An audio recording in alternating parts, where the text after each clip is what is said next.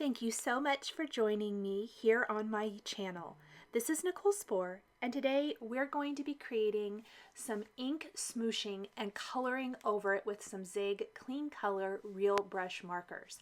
This is awesome for anyone who doesn't want to do masking or color around the whole background and want that really kind of artistic, fantastic ink smooshed kind of look.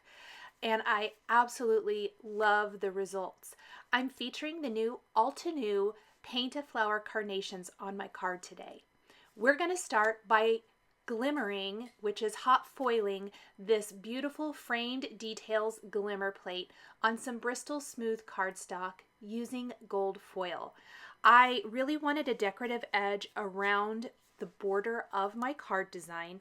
And if you're going to do any heat embossing at all, it's really important to go ahead and glimmer first. The reason being, if you glimmer after you have heat embossed, the hot foil can stick to your embossing, which kind of ruins the look. I know this because I did that first. I actually had to redo it all. And I just want to be completely transparent with you. I wasn't really thinking about it, and I got to the end and I was like, ooh, you know what would look great? A foiled border. And it does, but it looks better if it's done first. Now I am erasing any overfoiling, plus I also went ahead and trimmed down my background to 4 by 5¼ inches.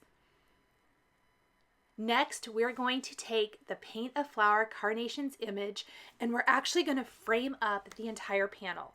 I started in the lower left corner and I'm going to move my way around the panel, stamping my flowers. I'm going to leave room for the congratulations greeting, which is what I'm using today. There's lots of options in this stamp set, so you can definitely pick whatever works for your occasion.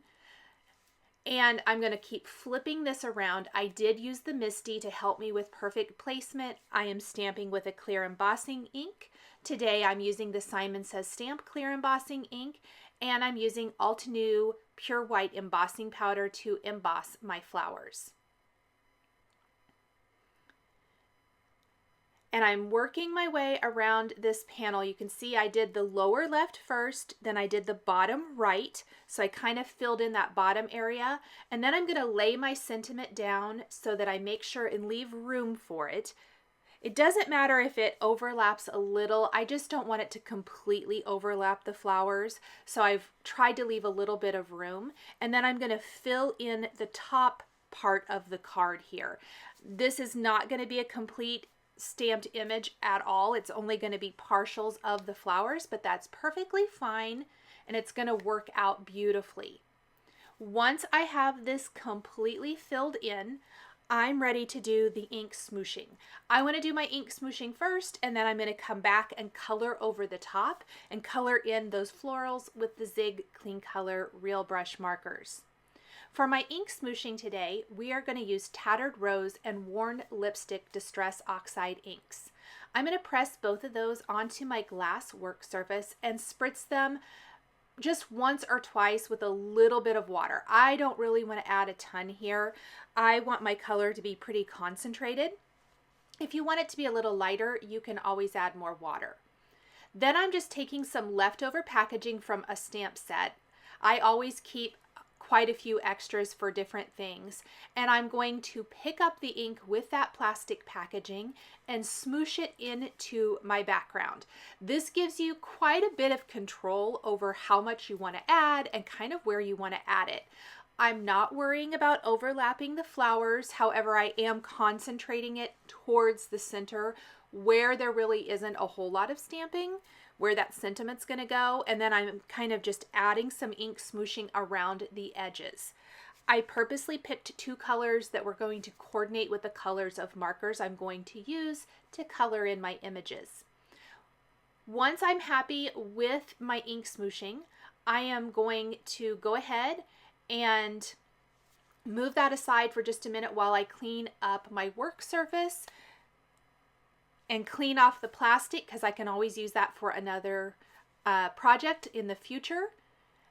And then I did not even dry my background. It dried fairly quickly. I didn't add that much water to it. If you want to, you can hit it with a heat tool.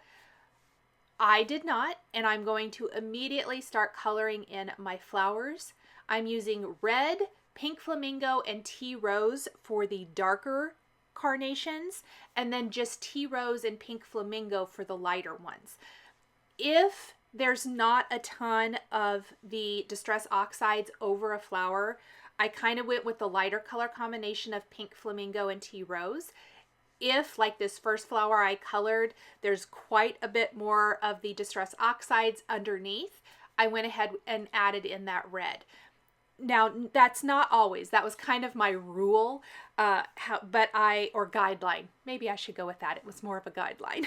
But I kind of just tried to mix it up. Those are the only two color combinations I did use throughout this, just to color in all of my flowers. For the stems and leaves, I'm using olive green and mid green. I am not adding any extra water to these images.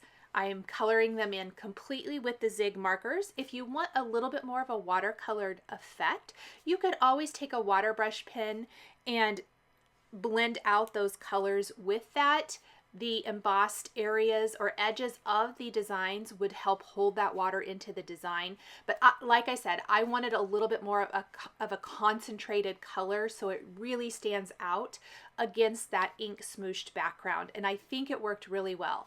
In fact, I'm so excited about this technique that I cannot wait to try it again, because I think it really is fun and amazing. And if you guys have followed me at all, you know that I'm not a super huge fan of masking or fussy cutting. I will, because I do absolutely love the look. I do. I love it. It's just not my favorite thing to do. So if there is any way possible that I can avoid masking, I do it. And I know I've heard from a lot of you whenever I mention that you're like, yes, me too, and some of you absolutely love it. And I get that, because the effects you get when you fussy cut or when you mask are incredible. And I have done some, especially like trifold cards, where I have done a lot of masking, and the effects are probably some of my all-time favorites. It's just the time it takes to do all of that that's not my favorite. Anyhow, I'm going to continue to color in these flowers. I love keeping to a kind of more monochromatic color scheme. So you can tell the background colors, as I mentioned a minute ago, were influenced by, I had chosen the colors I wanted to use for my carnations. I went to my Distress Oxides and I picked some colors that I thought would complement them without overpowering the stamp design, because we definitely want to feature and showcase those beautiful flowers. But I think this would look great in any color combination you choose to use. And I love just picking a couple of colors and then doing that kind of tone on tone type of look, or that monochromatic type of effect. As I fill in more of the flowers, it definitely starts to take shape and come to life. I know it's hard to see in some of those areas where the embossing is, since it's embossed with white embossing powder on a white background.